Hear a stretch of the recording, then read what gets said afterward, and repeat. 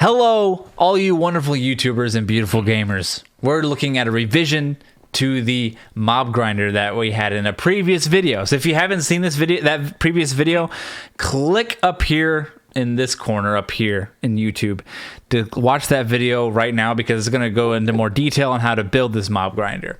What we're going into today is how to make this mob grinder as efficient as possible, so you can get tons of enchantments, you can continue to get all the diamonds, all the gold, all the emeralds, all the whatever you want. Okay, we're making this as efficient as possible. So in Minecraft, here we are.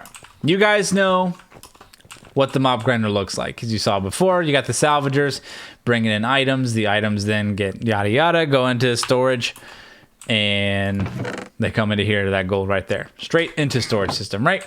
Hello, Dave. And so that's all cool, but you can see down here we added some different things. So to start, what we first need to add into there is this, a powered sanctuary pedestal. This is from the mod EvilCraft. If you want to see more information on EvilCraft, you can check out my other video on EvilCraft. So if you make a powered sanctuary pedestal, you can make that, and then you have to make sure that you put a spike pad, a spiked plate on top of it. What that does is it gathers blood from the mobs that are coming through this thing, because you need some blood to power some items. You'll see why here in a minute. You just want to make sure that you have a steady flow of blood coming in. As you can see here, I have blood getting stored down here from these devices, and it keeps a decent amount of blood stored. It's enough to where that I have probably about 12 spawners in there, and that amount of mobs is able to keep this thing going fully well. So you want to make sure the mobs come in a line and come in and land on the spike pad, and that's where they die. You want them to die on that spike pad to get the blood going. Now, John, what do we need blood for? So we need the blood for these blood infusers. What the blood infusers do is make leather from rotten flesh automated.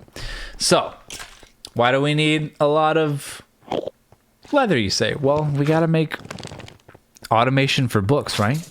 Because we need books for the enchantments that we're going to be pulling off all of the armor items. That's where we're getting all of these enchantments. There's a nice device, if you're using AllTheMod 7, at least version 4.2, is this enchantment extractor. Now, this takes a little bit to get to, and I can make a quick video on that. If you look in another corner, if that video has already been made, you'll be seeing a card up there. What this device does, as you can see here, it is takes a book, takes an enchanted item, splits them straight up. All it uses is power. That's all it uses. Fuel would be power and books. That's pretty much it. So to make this work efficiently, you just need a quick way to make books and a quick way to get power to it. Luckily, if you watch my nuclear reactor video, you can get power, and a wireless power, you can get power anywhere in your server or world. There you go. You can check out that video up there in the corner. I've been referencing a lot of videos today. So how does all this process work? So the blood's coming from there into a fluid pipe that fuels these and also gets stored somewhere else just in case I need it. So that's turning all these to leather. This pipe is coming from the mob drops. This is the raw mob drops that's coming straight from the mobs. Basically, it's filtering out all the items that we want to go straight to the trash. None of these items we want. We want them to all go straight to the trash, including the rotten flesh, as you saw there. The rotten flesh is also getting pulled down here, but instead of going into the trash can, we have it set to a blacklist where we have rotten flesh there. So that means rotten flesh can't go in here, meaning the only place left it can go is into here. And then it outputs into the main pipe to go out into the storage, which is right here. This gets pumped, and this is where all the items that are going to go to my storage are getting pumped to. So you want to make sure you have a chest where your items are coming from the mob spawner, and a chest where you have your items going to your storage system. And whatever storage system you're using, you can use that, just as long as you get them to a chest somewhere. And you probably saw the enchanted items in there, wondering if you're pulling all the enchantments in there, why do you still have enchantments in there? It's It's because I have a very large backlog of enchanted items. So the next thing you need to know is how to use autocraft these books. Well, like you saw, that's how we're getting the leather from the blood infusers. Very helpful to do it that way. We also have a way of getting sugarcane. Now there's 100 different ways to farm sugarcane automatically.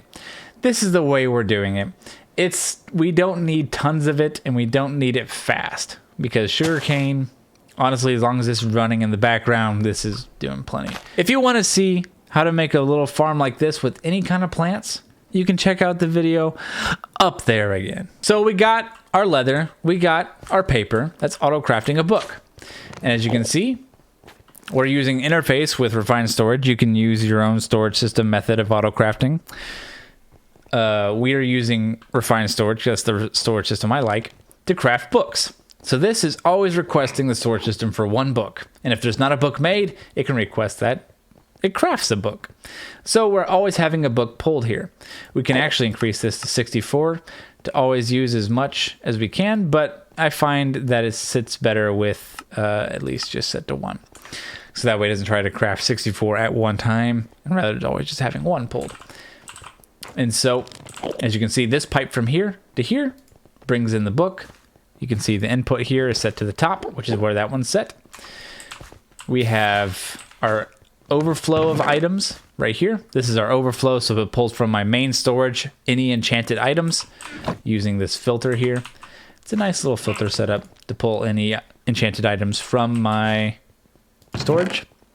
Puts them into here if it finds one. There's also the enchanted items coming from here, which goes straight back to that chest that we were looking at earlier.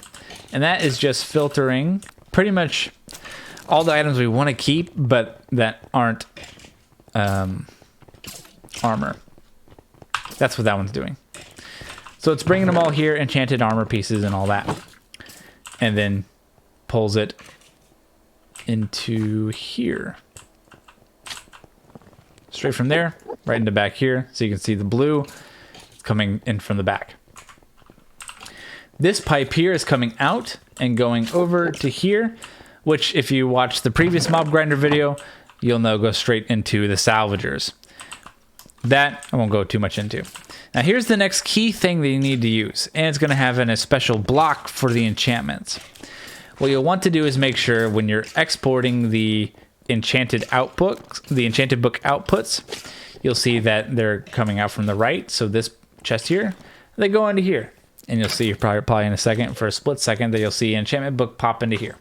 It's actually probably moving so fast that we can't actually see it.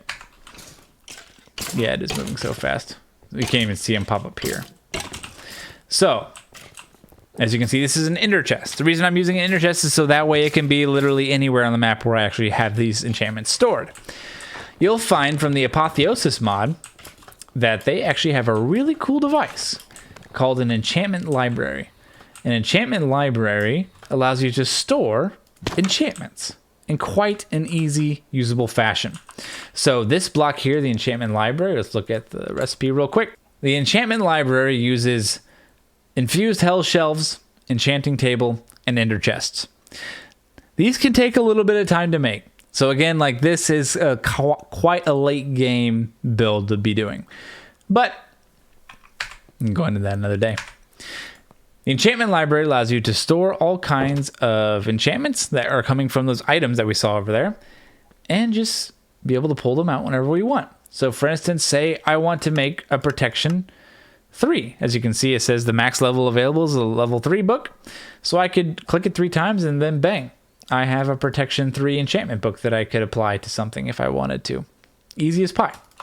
That's how we do that. You could search if you want to, but you know, just does like that. Super awesome way to store enchantments.